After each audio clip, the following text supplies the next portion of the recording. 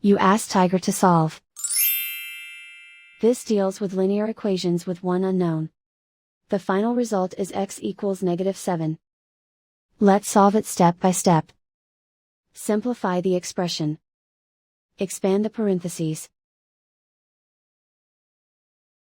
Simplify the arithmetic. Multiply the coefficients.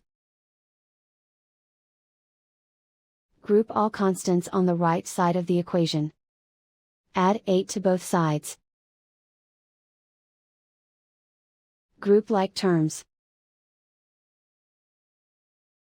Simplify the arithmetic.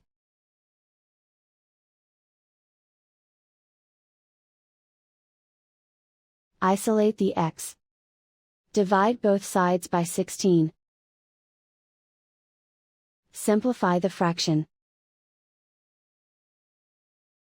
Find the greatest common factor of the numerator and denominator.